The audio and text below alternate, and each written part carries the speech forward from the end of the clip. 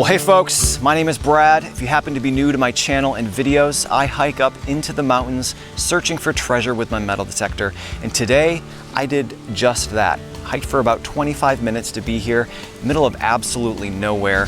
You can see over my right shoulder is an old New England stone wall, and over my left is the foundation to a home that was here around the middle of the 1700s.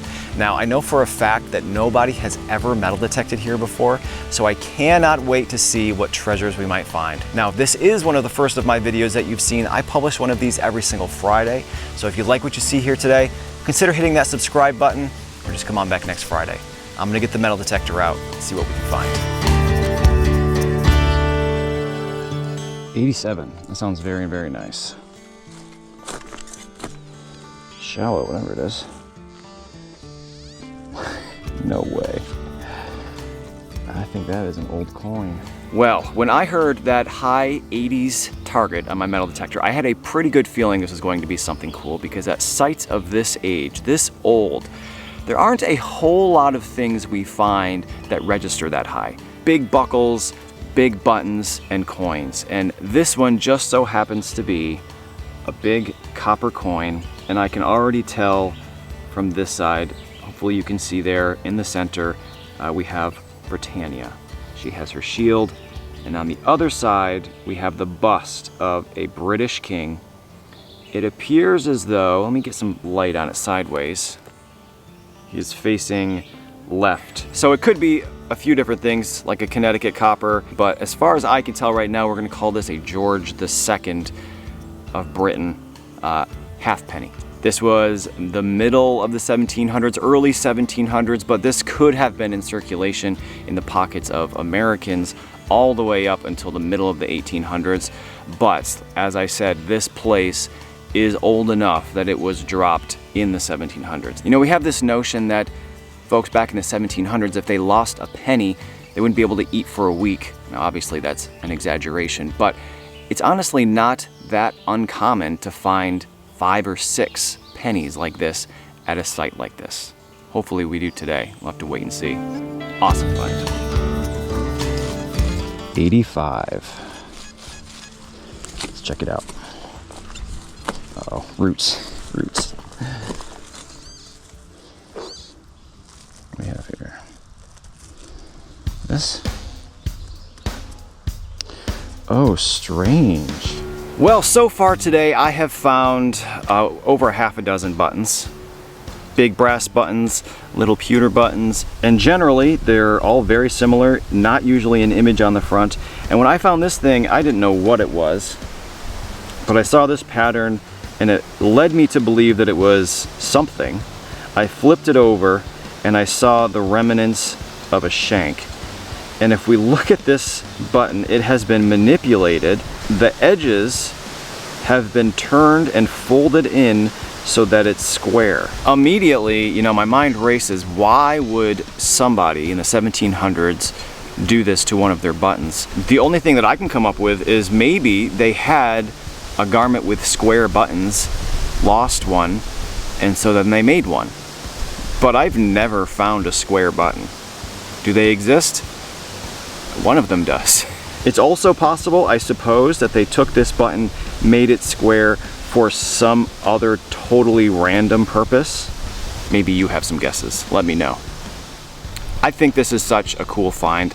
Obviously, all of the things I'm finding in the ground today were owned and handled by the people that lived here in the 1700s. But this thing specifically had special attention showed to it.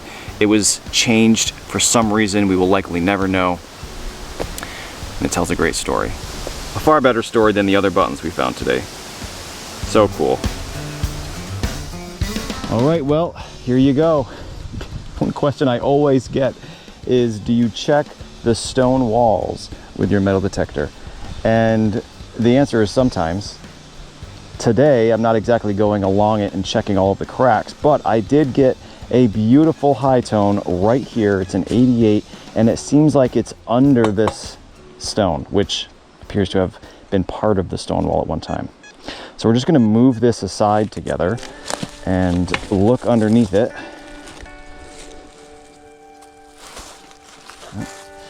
Nothing obvious yet. So it is right here, whatever it is. Move this aside.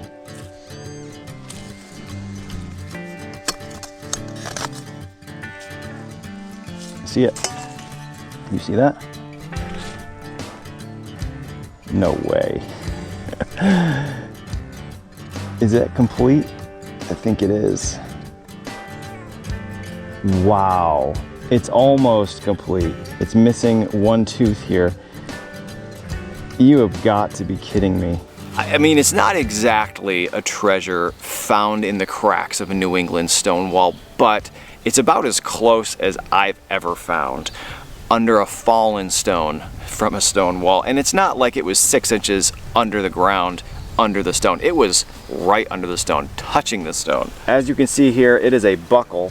This is of the time period, late 1700s. This thing is gorgeous. This one is called a knee buckle. So men in the 1700s would wear these short pants, and at the bottom hem, there was a strap where this buckle would sit, which is why we call it a knee buckle. And unbelievably, the only damage we have is it's missing one of these teeth that would have gone through the strap itself. This and this are very hard to find along with the buckle itself. This thing is called a chape. It's a very beautiful stylized chape. I'm not sure I've ever seen one quite like that. But the pin that's in the middle here is iron, and it almost always just rusts away, and this part disintegrates, gets lost. This is almost all there. What a find. And what a way to find it. Unbelievable. So awesome. One of my favorite knee buckles I think I have ever found, because it is almost all complete. The beautiful design, the chape that is a design I've never seen before. Amazing. Awesome, awesome find.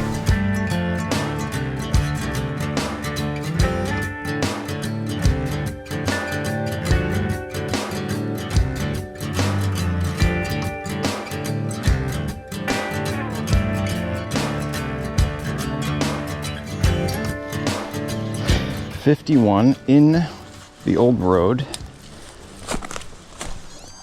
Right there. Ooh. Is that a little knee buckle? No. Well, that's funny. Well, by far, one of my favorite parts about metal detecting places like this, old colonial cellar holes way up in the mountains, is that there's virtually zero modern contamination, right? When you metal detect a home that was built in the 1700s that people are still living in, you find things all the way through the centuries that people lived there.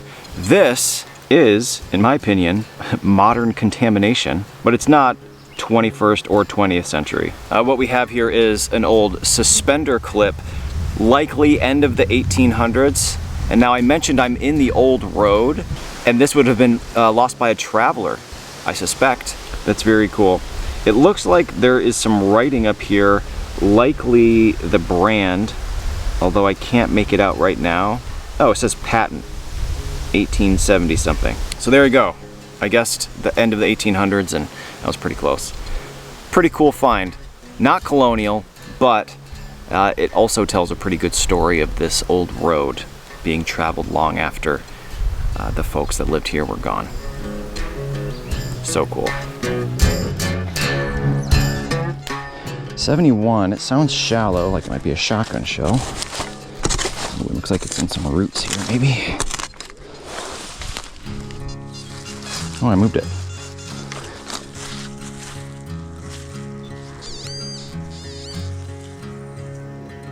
No way. What in the world?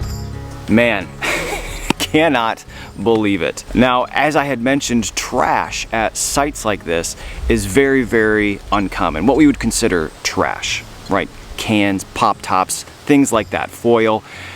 We will occasionally find things dropped by hunters, shell casings, the bullets themselves, and I thought for sure this was going to be a shotgun shell. But as I just scraped away the leaves, we find what appears to be a very crude brass or perhaps a pewter shoe buckle fragment. You can imagine it would have been probably about this big. It would have had a nice curve to it and would have been on the tops of the shoes and boots of somebody living in the 1700s. And judging by the design on this thing, a very pretty pair. Now, how did it get on top, just under the leaves?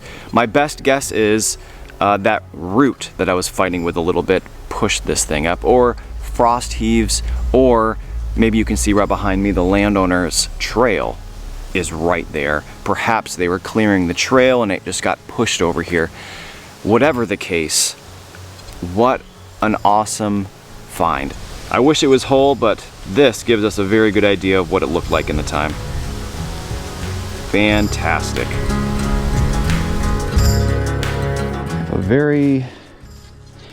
We have what seems like a pretty shallow mid-tone here, right on the edge of the foundation of the building. 52.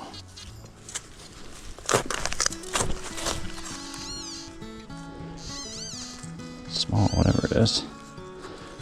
It's in my hand. Ooh. See that? Something on you? I think there is. Well, at places like this old, this isolated, I try to dig up everything my metal detector beeps on. Low tones, high tones, even iron, because chances are it's going to be something pretty cool. This was a mid-tone, kind of on the lower range. Now it is a button of sorts, but as soon as it popped out, I saw the shape of it here and I knew it was going to be a cufflink. And we're always hoping that there's going to be an image on here, and I believe that there is. The question is it going to be the image that I think it's going to be, or something totally unique?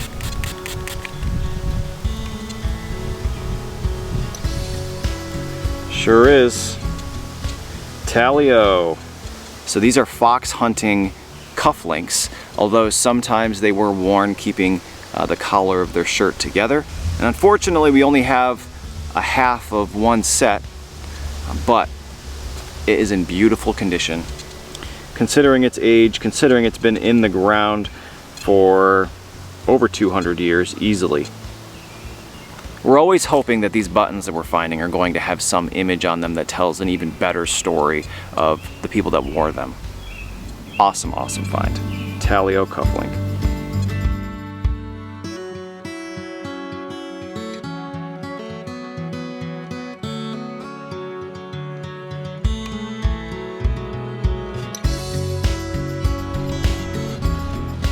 $66. It's out. Oh, nice. No kidding. Well, you probably already know what this is. They haven't changed a whole lot since this one was made. 1760, 1780, somewhere around there. And honestly, the only reason I know that is because everything else we have found here has been from the same time period. It's a thimble, of course. It does appear to be adult-sized. I have found them in the past much, much smaller, child size, but I might be able to get that on my pinky finger. And considering how many buttons I have found so far today, it seems like they were putting this to good use. Thimbles are a common find at places of all ages. 1700s, 1800s, even the 1900s, we find thimbles. A common find, but one I always enjoy finding. The elusive silver thimble is still on my list. Not this time, maybe next time. Well, as you can see here, there's an old stone wall. That flag I planted is where I found the knee buckle earlier. And right here, we have a 58, 59. And this break in this stone wall is not original. The inhabitants weren't using this. This looks like logging. They pushed the stones aside. You can see them scattered about. So this target may have been in the wall. Or it's a pop top from a logger. We'll see.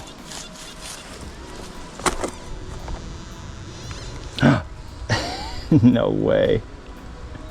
Look at that.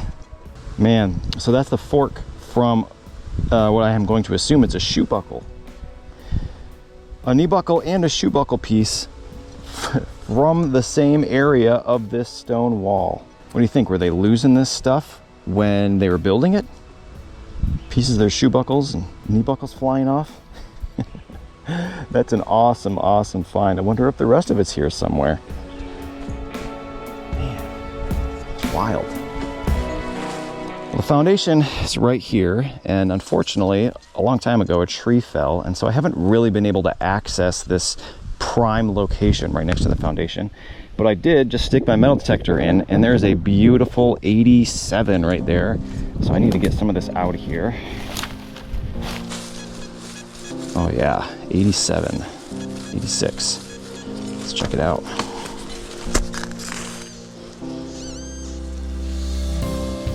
Looks like a coin. Man. Well, I am glad I pushed my way through these tree limbs to search in here, because we just found ourselves another coin. This one I was very confused by for a good while, but I was able to clean it off as best I can.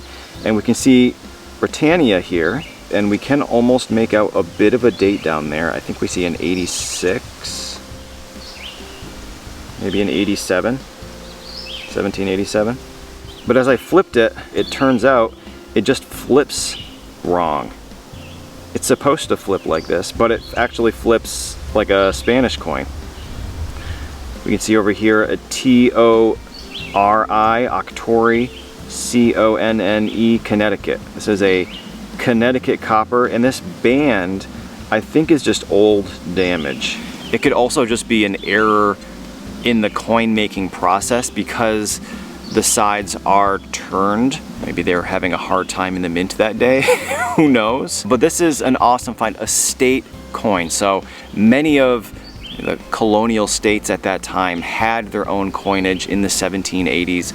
Vermont, Massachusetts, Connecticut, New Jersey, New York. Connecticut is by far, at least for my area, the most common. I have dozens and dozens of these Connecticut's, but less than 5 of all of the rest.